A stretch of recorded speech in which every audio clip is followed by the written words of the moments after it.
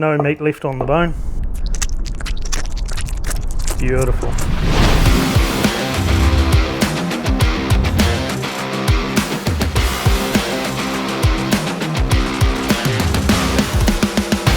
Hey guys, my name's Glenn, one of the directors of the Smokin Que American style low and slow barbecue. Thanks for coming along today. Why don't you come with us and I'll take you on a journey about what we do.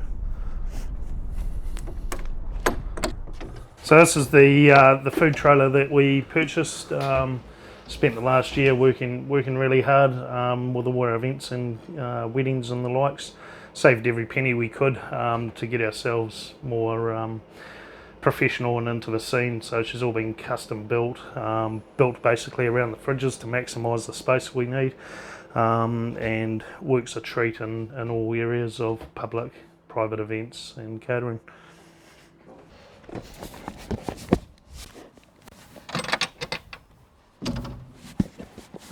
So I just got some Louis ribs to put on the smoker here. Just having a look at the presentation of the product straight out of a bag. Just going to trim away some of these rough ends to make it present a lot better. There's a piece of membrane which no matter what you do with it, no matter how you cook it, it's going to be tough and stringy. So we just want to get rid of that. Just come in underneath that membrane, just slowly peeling it up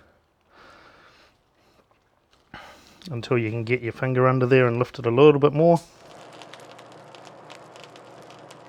When I'm buying meat, I'm looking in the butchers to try and find the marble, so the stringy lines of white going through there, that's the fat content.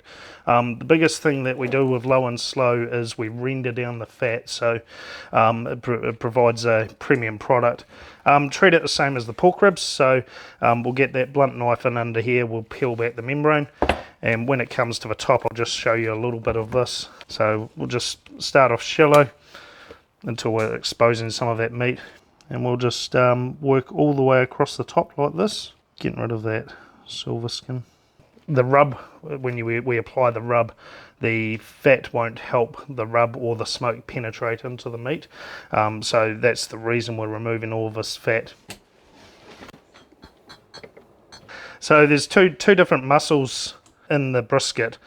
This half here is known as the flat. It's very lean meat. There's not a lot of fat through here. This muscle that runs a different way is called the point. The point is where you get all that juicy brisket coming from. It's got a nice content of fat through it. When we cook the brisket, it renders down really, really well. So when we put our rub on, you just want to come in nice and high and just give it a nice even sprinkle. So the idea of coming in nice and high is that you won't get it clumping. You just need a nice even layer over the top. Once we apply our rub, the ribs are ready to go on. I've placed them over here in my hot spot of the smoker. So all these flavours and all these sugars have been working together to get to a nice mahogany colour. For a rough guide, these have been on for about 2.5 hours, or give or take. We've got what we call the teeth. The bones are starting to release the meat, or the meat's starting to release from the bones and coming through. So that's now at a really nice stage where we'll wrap it. Nice healthy recipe of butter, sugar, more butter. We're really trying to make these ribs sing. So on the bottom layer I'm just prepping some golden syrup. You can use golden syrup, honey, smoked honey, maple, whatever flavours you want to use, and a good sprinkle of either raw sugar or brown sugar. In this case I'm using brown sugar. So we're just creating a bed for the ribs to go on. So now we'll grab our ribs off the smoker, put them bone side up. So now we go through that same process again with a good healthy amount of butter. With tinfoil, try and find something that's quite nice and sturdy. There's a number of brands out there. Last thing you want to do is have a hole in your tinfoil. So again, I'll work up nice and high and away from the meat to get a nice even coating on there. We'll just try and wrap it really nice and tight. The nice benefits of thicker tinfoil is you can get those ribs packed down nice and tight to preserve all that moisture into the rib.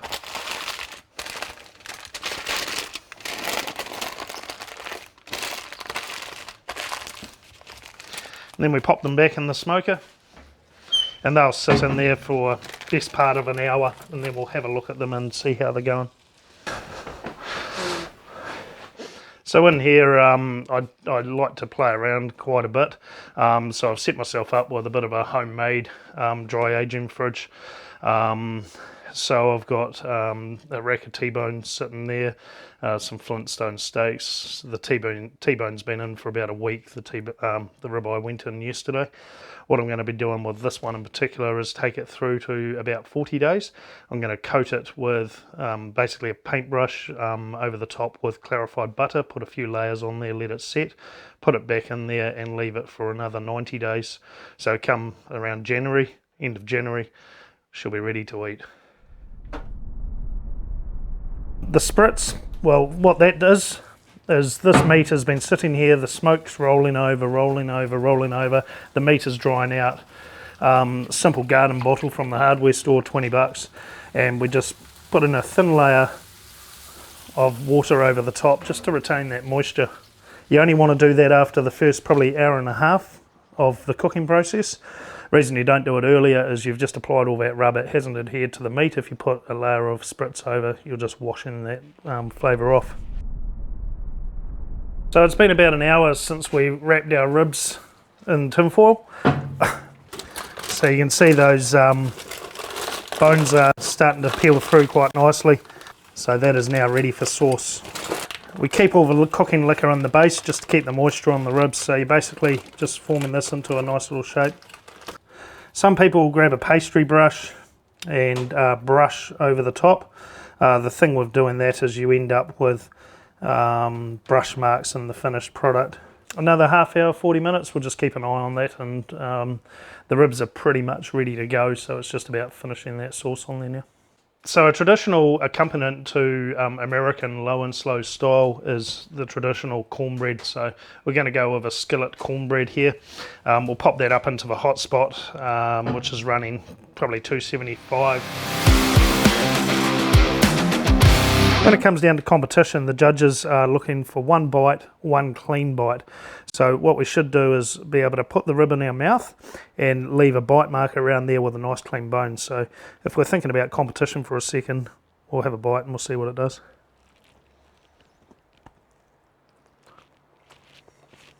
And that's what we're talking about. All the meat staying on the bone, nice clean bone. The short ribs, they're ready to go. Initially that meat started off here, and through the cook it shrunk right up to here. Nice wobble on there, these are ready. Beautiful. So another way that these are served are on the bone. So a nice layer of rendered down fat through there. Nice bark layer on the outside. Really, really juicy meat. All right, time to have a taste.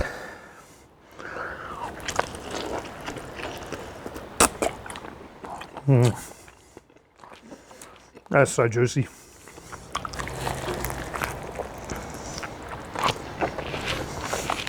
That smoke coming through, you know, the beech that we've used really pairs well with a cut like this with the fattiness of the meat.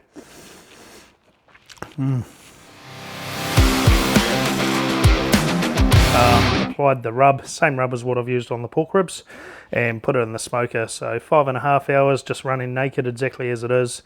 After 2 to 3 hours, spritzing once every hour, and you end up with the finished product. So we'll slice into it and see how it looks. It's nice and juicy, tender as. Nice aniseedy sort of flavours coming through from the fennel. It's magic. Okay, so our brisket slicing. So yeah, we've cooked half of it today. We've left the flat away. We've just cooked the point end because we didn't need to cook the whole thing. Not needing 8 kgs of meat tonight. And the juiciness of it. And then we can start slicing from there. So, like with most things, there's different flavours and different profiles to people's eating habits. Some people prefer the flat Myself, I love the point. You know, it's full of beautiful fat layers. And if we pull this piece up here, you can see that. You can see the striations of fat running right through in here. Beautifully rendered down. You know, this is just falling apart. Yeah, it's good. And that is how you cook a brisket. Alright guys, that's about it for me. 14 hours slaving away over the barbecue to show you what we do. I'm going to go and get a bit of a rest now before I get into the next cook. So I hope you've taken a bit of value out of what we've done today. Massive thanks to Justin and the crew from StoryBites. Give them a subscribe on YouTube, and don't forget to follow the Smokin Que on Facebook or Instagram, and we hope we'll see you at an event near you soon.